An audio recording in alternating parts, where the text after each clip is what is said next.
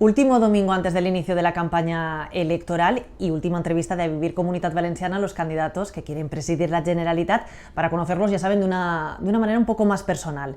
Esta última entrevista vamos a conocer a quien preside la Generalitat desde 2015, que se presenta también por el PSPB para revalidar Ximo Puig. Buenos días. Hola, muy buenos días. Gracias por recibirnos en tu casa de Valencia. Que no sé, porque sabemos cómo son las agendas, si la pisas mucho o pisas mucho más los salones del Palau. Bueno, estoy bastante más tiempo en el Palau que en mi casa, sí, pero bueno, cuando puedo, pues estoy aquí muy a gusto. Esta es tu casa, el resto de candidatos les hemos preguntado, ¿con quién vives aquí? Bueno, pues vivo intermitentemente. Normalmente entre semana vivo más bien solo y el fin de semana pues acompañado, pero normalmente también... bueno, pues depende de las circunstancias de las dos partes. Sabemos que en estos años de presidencia, evidentemente, la vida profesional ha cambiado radicalmente. Presidir la Generalitat es un aspecto poco, bueno, bastante importante, pero la vida personal también te ha cambiado. ¿En qué momento estás? Bueno, estoy en un buen momento. Estoy feliz personalmente y eso ayuda para tener estabilidad, tener serenidad, para poder también encarar mejor las situaciones, los problemas, pero la verdad es que me siento muy feliz. En estos años además te has convertido en abuelo. Sí, bueno, y eso también da una enorme dosis de felicidad. Tengo 3 nietos, uno que tiene 4 años, que se llama Aimar, otro que tiene 3 años, que se llama Biel, y otro que tiene 1 año y medio, que se llama Kim. Ay, bueno, está continuando con la saga, ¿no? Sí. Respeta las tradiciones, ¿no? La verdad es que a mi padre le gustó mucho, ¿no? Y bueno, la verdad es que estoy muy contento. Y has mencionado a tu padre hace unos días, con motivo del Día del Trabajo, publicaste un vídeo, la verdad que muy emotivo, en el que hablabas de ese Leyland rojo, ¿no? De su camión, era camionero, sí. El hijo del camionero que llegó a ser presidente de la Generalitat. Entiendo que estaría muy orgulloso, ¿no? ¿Qué te decía? Bueno, estuvo, porque afortunadamente pudo venir a las 2 tomas de posesión y estaba bien. Además murió a los 92 años el año pasado. Sí. Y una persona que me dejó hacer lo que creía que debía hacer en cada momento. Y yo siempre le agradeceré mucho que me diera libertad, ¿no? Y bueno, pues también es verdad que la lógica inicial de mi vida era continuar esa tradición familiar del transporte. ¿Ah, sí? Sí, pero fue mi deficiencia visual, la enorme miopía que tenía, la que finalmente le condujo a mis padres a descartarme para esta cuestión de la conducción. Pero bueno, siempre les agradeceré el esfuerzo que hicieron para que yo pudiera estudiar, para que pudiera tener un futuro diferente, ¿no? ¿Hablabas con él de política? Sí, alguna vez. Sí, él realmente cuando el franquismo no se hablaba de política, en mi casa no se hablaba. Mi abuelo sí, mi abuelo es que era una persona que era de izquierda republicana de su momento, en el partido de Azaña. Y bueno, sí que los 2 abuelos eran republicanos, pero bueno, siempre me enseñaron el respeto. Siempre no eran personas fanatizadas y con mi padre pues después sí, más ya él también pues se incorporó de esa manera también a la política. ¿Y con tu madre cómo es tu relación? ¿Hablas muy a menudo con ella? Sí, intento hablar todos los días. Sí. Sí, todos los días por la noche hablamos. Ahora está en una situación difícil porque después de más de 60 años con una persona pues realmente es complejo, ¿no? Vivir sola. Afortunadamente puede vivir sola, que es muy, muy positivo, pero ahí también está el gran apoyo del centro de día que hay en Morella, que eso pues le ayuda mucho, ¿no? A socializar. Creo que además yo a través de mi madre veo la necesidad de implantar cada vez más centros de día en los que se puede mantener la autonomía de vivir en casa y al mismo tiempo pues estar con otras personas de tu edad, que puedes hacer cosas y además cognitivamente es muy importante, ¿no? para no solo la soledad, que ya por sí mismo sería fundamental, sino también para mantener todos los parámetros vitales. Estamos en tu casa de Valencia, pero bueno, evidentemente ya ha salido Morella, porque yo creo que siempre que puedes apuntas a tu origen. ¿Conservas casa allí? No sé si Sí. incluso la casa en la que naciste. Sí, exactamente. No, realmente mi casa es la casa donde nací, que es de mi madre, y que bueno, pues yo he conseguido arreglarla, rehabilitarla un poco y me siento muy a gusto allí cuando voy. ¿Vas mucho o menos de lo que te gustaría? Menos, desde luego, ¿Sí? mucho menos de lo que me gustaría, pero intento ir todos los meses, sobre todo porque está mi madre y están Claro. mis nietos, ¿no? Claro. ¿Conservas, creo que, amigos de la infancia? Sí, claro, Sí. sí, por supuesto. Los amigos están más allá de las coyunturas. Al final, lo que queda en la vida es la amistad, el cariño, el amor. Esto es lo que queda en la vida, ¿no? Lo demás, pues es más coyuntural. Y sí, pues es una oportunidad cada vez que voy, pues a hablar con ellos y con algunos incluso puedes estar semanas, meses, años sin hablar, pero continúan siendo amigos siempre, ¿no? Yo tengo un caso además de una persona que es sacerdote, que se llama Miguel, y tuvimos mucha relación, el grupo de amigos con él, y probablemente ahora, no sé, a lo mejor hace pues 10 años que no nos vemos, o 15 años, hace mucho tiempo, pero el otro día, hace poco, me llamó y era como si hubiéramos estado en permanente contacto, ¿no? Yo creo que esas raíces de amistad que surgen además cuando eres joven son raíces profundas. Las que perduran el tiempo. ¿Cómo recuerdas tu infancia allí en Morella? ¿Qué recuerdos tienes? Bueno, muchos.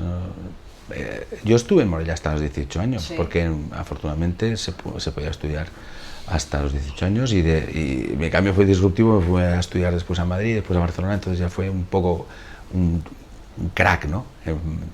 Pero bueno, vivir también en una comunidad más pequeña tiene sus grandes ventajas, también tiene sus inconvenientes, pero en cuanto a la socialidad, a la sociabilidad, a la posibilidad de mantener esos contactos, más esa humanización, creo que es muy positiva.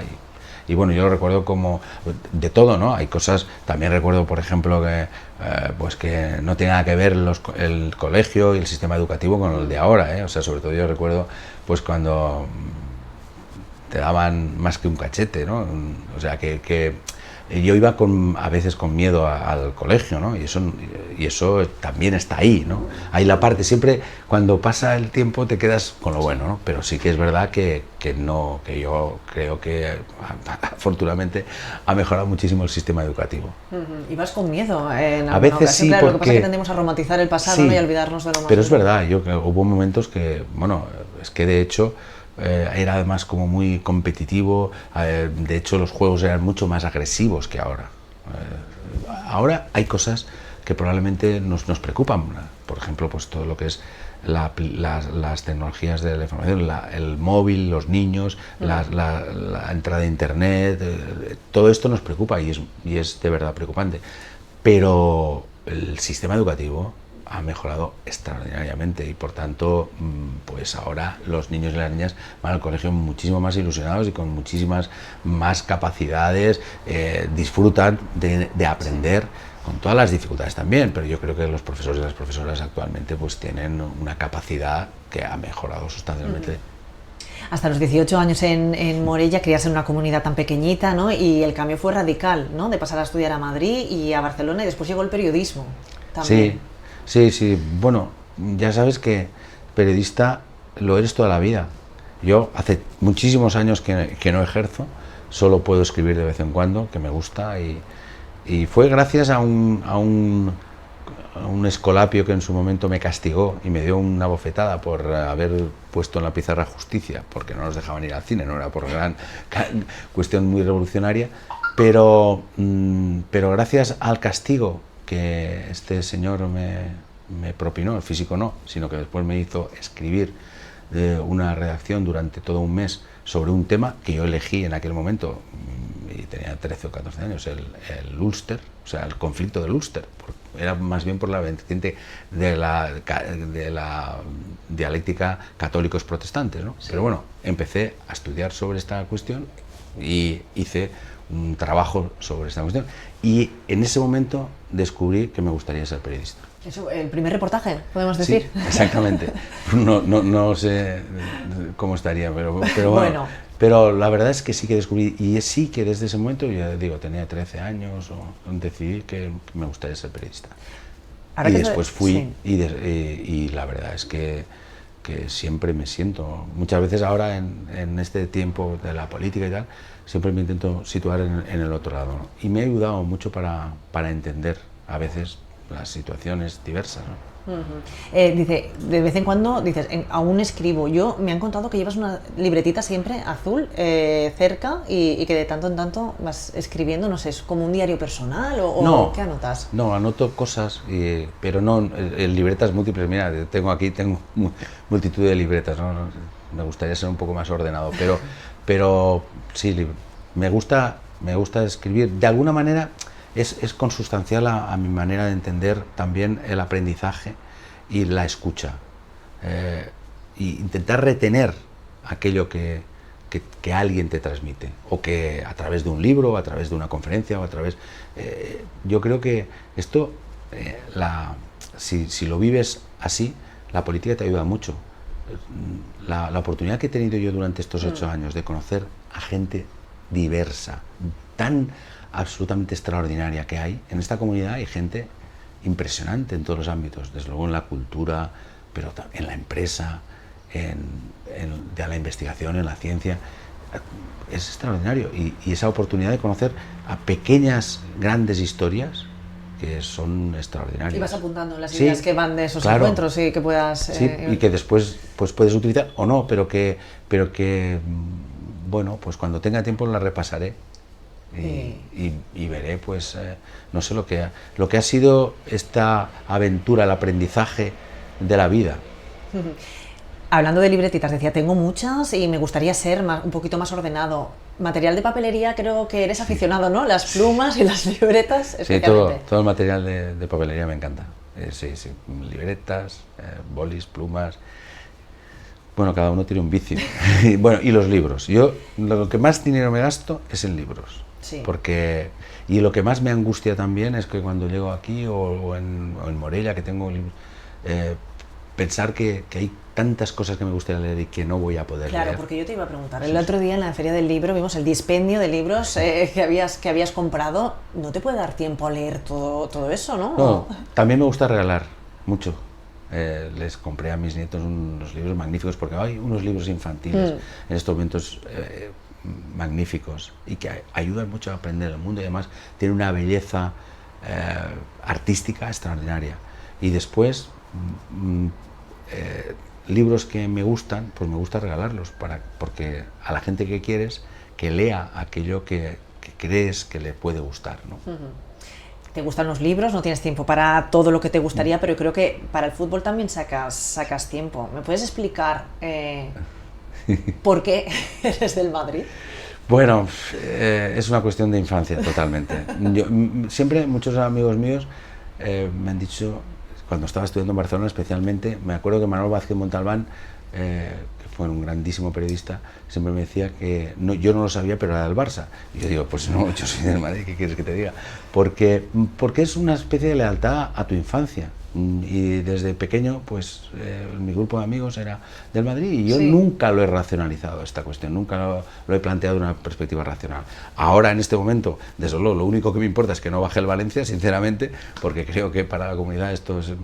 Y sí, siento afecto por Valencia, porque tengo muchos amigos del Valencia, y también del Villarreal, porque el Villarreal es una historia de éxito extraordinario, y ha hecho, bueno, reverdecer todo lo que es el fútbol en Castellón, ¿no? Pero bueno, estas cosas son así. Yo lo que creo que además lo que es absurdo es intentar negar la realidad. A mí me gustaría pues que los equipos valencianos vayan bien. Desgraciadamente ahora el Elche pues ha bajado, pero el Elche es un equipo resiliente y volverá a subir, que es un poco la imagen de esa ciudad tan extraordinaria que es Elche, ¿no? Pero bueno, eso es lo que hay. Es lo que hay. Lo Y que es hay. irracional. Mire, Pero lo eres que no se futbolero. puede ser- claro. Pero tú no te pierdes un partido, ¿no? ¿O Bueno, qué? sí, me pierdo muchos, pero los que puedo, lo que puedo lo veo. Pero ahora ya te digo, no es por nada, pero ahora lo que veo, hasta con el iPad y tal, es el Valencia que Ya, nos va a dar que nos un va a dar. infarto. Sí. Pero bueno, sí, pues yo creo que el fútbol es una distracción. Para mí es además reunirme con amigos. El fútbol es una excusa para reunirte y después lo que sí que no tolero es el fanatismo, ni en el fútbol ni en ningún sitio. En el fútbol tienes que estar viendo el partido con emoción y al final estás con uno o estás con otro, normalmente, con los que juegan. Pero el fanatismo que se lleva a la política, muchas veces el juliganismo, Sí. la irracionalidad, son episodios que deberían quedar fuera de una sociedad de respeto a la que aspiramos. Estamos hablando de la vida personal, hemos hablado mucho de la familia, de los aspectos también más agradables, más emotivos, pero yo te quería preguntar por otro asunto. Esta última parte de esta última legislatura se ha visto empañada por esas investigaciones también a las subvenciones de tu hermano. Te hemos preguntado los medios muchísimo por esto, has explicado y has hablado, pero ¿cómo lo llevas también personalmente esto? Bueno, personalmente los ataques personales siempre se llevan mal, sinceramente, y sobre todo cuando afectan a terceros. Yo ya estoy un poco más acostumbrado a los ataques directos a mí, ¿no? Que tengo que decir, en honor a la verdad, que tampoco no han sido muchos. Yo creo que esta sociedad es una sociedad bastante respetuosa y yo lo agradezco y creo que eso es un gran valor de la sociedad valenciana. Una cosa es que nos riamos de unos de otros y la crítica que existe en las fallas, por ejemplo, ¿no? Pues, Sí. pero creo que es una crítica en general muy sana, pero también hay personas que no lo hacen así.